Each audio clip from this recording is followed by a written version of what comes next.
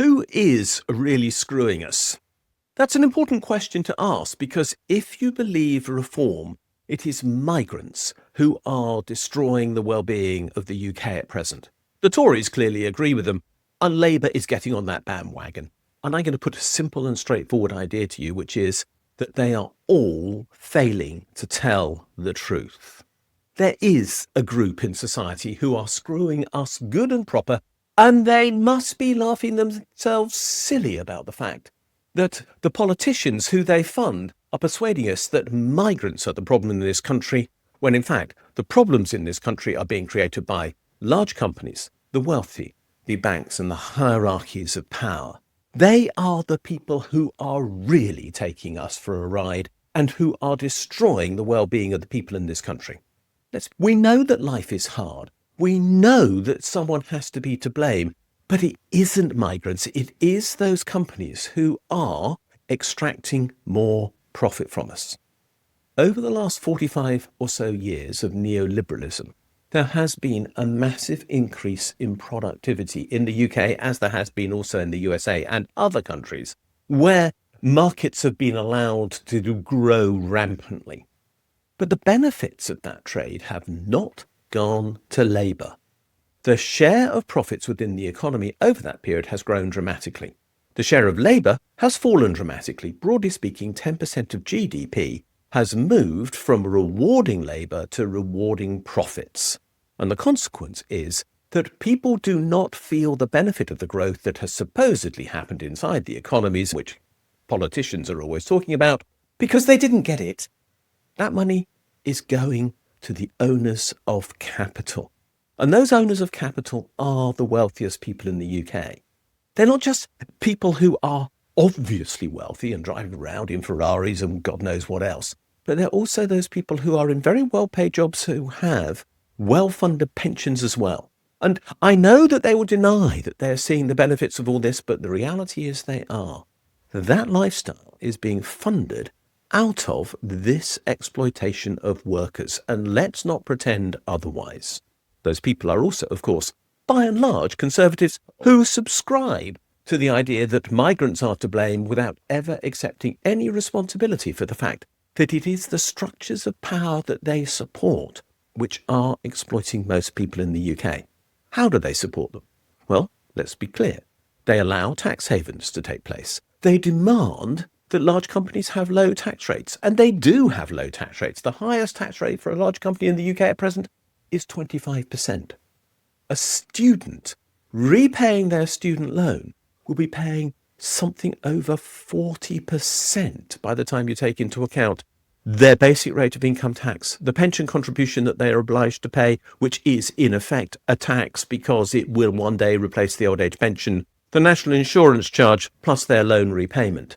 Large companies are laughing themselves all the way to the bank. The banks, of course, have been reformed so that although they were meant to have to suffer penalties for their failure in 2008, not only do they not do so, but they do not now even suffer the restrictions that were put in place at that time. Lawyers and accountants work in the UK with those who are based in tax havens to shift profits around the world still. Not as much as they once did, but it still happens. They are screwing us, as are dodgy landlords. And there are vast numbers of dodgy landlords in the UK. Not all of them, I make clear. There are good and honest ones, but there are also a great many who are screwing the people of this country, not only individually, but also through the way that they supply properties for the use by councils and others for the provision of social care and social facilities and so on. And then there are the politicians who pander to this lot. They are also deliberately screwing us by not telling us the truth about who it is who is exploiting us. They are also failing to take action about the consequences of the wealthy and the powerful deliberately manipulating the economy to ensure that the majority of people in this country do not see the benefits. They're keeping interest rates high. They're keeping our tax rates high, whilst the wealthy's tax rates are quite often no more or very often are less, taking into consideration all the taxes that we pay. They're keeping us in debt. They are ensuring that rents are kept up. They are making sure that mortgages are virtually unaffordable for many people, so that the bank of mum and dad, funded by people who are very often not in the highest echelons of wealth, are forced to support their children to buy properties. They've destroyed trade unions. The wealthy have bought politicians. They've controlled the media. They've exploited austerity, and at the same time have bought into the idea that public services should be opted out of the state and be provided by private companies, therefore boosting profit yet again. There is in all of this a narrative which is clear. And the narrative is undoubtedly there, and even seen in places such as schools, where we have, of course, got the majority of schools in England now being run by trusts, which are very often closely associated with private companies. All of this suggests that there is a conspiracy against the people of the UK, aided and abetted by the politicians in both Labour and the Tories, to whom we should now add reform, to create a narrative about who is screwing the UK, which they claim to be a relatively modest number of migrants arriving in boats each year, when in practice we are being well and truly screwed, but not by migrants. We are being screwed by the wealthy, their companies, and the way in which they exploit us through overcharging for the things that we need to basically make ends meet.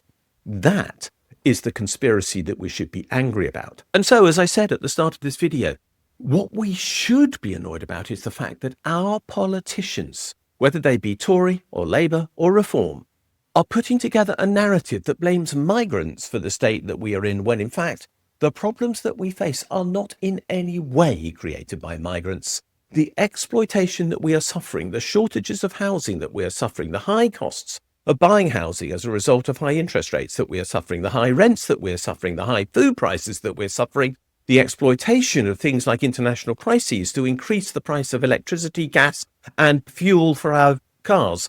All of those things are put in place by the companies that are owned and controlled by the wealthy, and our politicians are pandering to them. Those are the people that we should be angry with. They are the people that I am angry with. I'm not saying there is no problem with migration in this country. There is. It needs to be properly controlled. But to blame migrants for the crisis that we have is utterly absurd. We have a crisis in this country, and the crisis has been created by neoliberalism and the concentration of wealth, and not by people who are arriving in this country with the desire to work for a living.